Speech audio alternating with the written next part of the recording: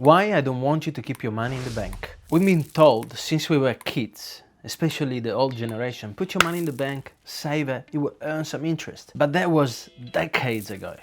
It doesn't count anymore because interests are the lowest they ever been. In this video, I'm gonna show you what the banks are really doing with your own money, and you won't like it. Why inflation is slowly eating your money, and the system I personally use to make my money work for me, even when I am asleep. So if you want to learn this, stay on the video until the end. Everybody thought when we were younger, especially I did, that if you have money in the bank, if you have a little pillow to, take money from when you need it for emergency, we are safe. I felt like the money in the bank, it's like a security. But did you know that the bank doesn't keep your money secure? They actually use it and it's yours. Did you know that for every dollar you put in the bank, they can give out $10 in credit? And not only that, they lend it at a higher rate. And you don't even see a percentage of that interest that they charge, they earn, that they profit. You basically think you're earning interest, but you're basically losing money. And I explain you why. It's all related to inflation. For example, if inflation is 5% and your saving account pays you 1%, you're not saving, you're losing. You're losing 4% a year in purchasing power every day. And it's silent, you don't see it, you don't know it until somebody tells you that. So when people say, I'm saving money for the future, I'm saving in the bank, you're actually slowly losing purchasing power. In 2018, I was going through some changes in my life, some turbulence time, separation, divorce, changing my career to a baker. And I understood that I was very good at making money, but I was terrible at keeping it. Until I read a few books about finances, one of which is The Richest Man in Babylon, and the other one that I never mentioned before was The Barefoot Investor, a book written by an Australian writer that teaches you how to manage your money, how to budget, how to divide it, how to pay yourself first. And I don't want to make it sound simple because it wasn't. It wasn't a habit for me. I was always saving money at the end of the month, whatever was left. And most of the times, nothing was left. So I had to put in place the systems and change my habits, change my paradigms of saving before I spend and I pay everything else. Just like paying bills, You get your money, you pay the bills. You pay your money, you pay yourself first. And then you learn how to live on the rest of the money.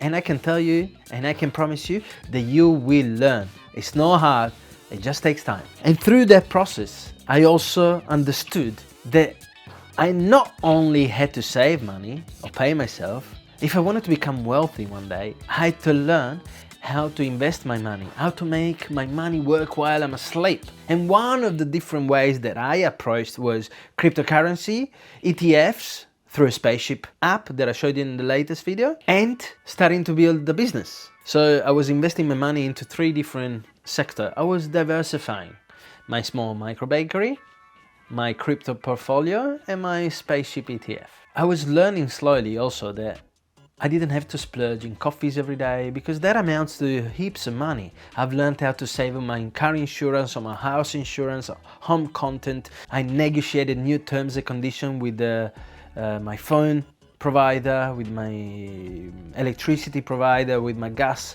providers.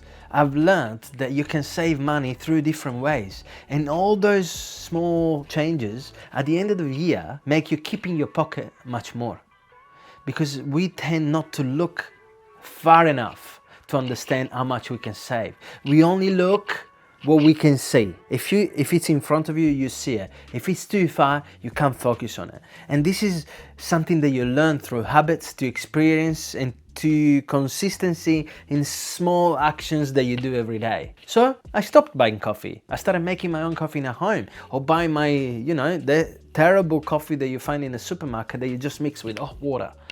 But I still had coffee and I saved a lot of money that I preferred because that money was now working for me. And spending on these splurging things, buy a new phone every year, paying subscription for movies that you never watch, for Netflix, for Hulu, for other things, this is why people are getting poorer and poorer.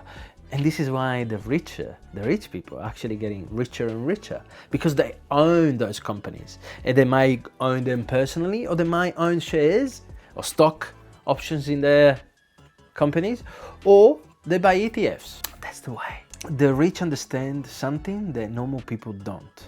They know the money is energy. It must move to multiply.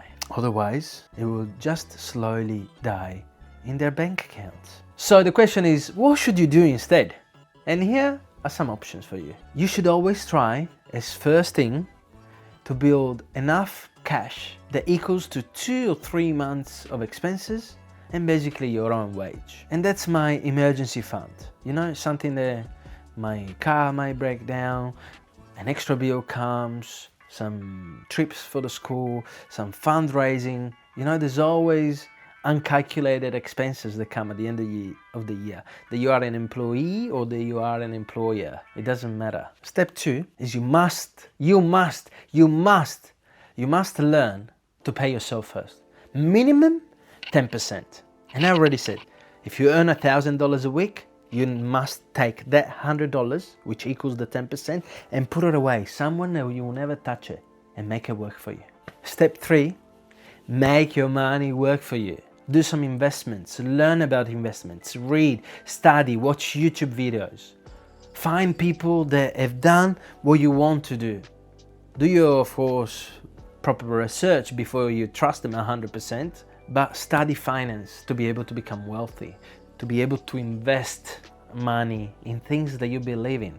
For example, you buy an Apple phone, okay? Or a Samsung phone, or a Canon camera, or a Sony camera, or a pair of shoes. Those are commodities. But did you know that if you spend the money that you spend in the phone and buying the stock, you actually make more money? And then you end up having, in 10 years, more money because you invested that amount? It grows exponentially, especially through compounding.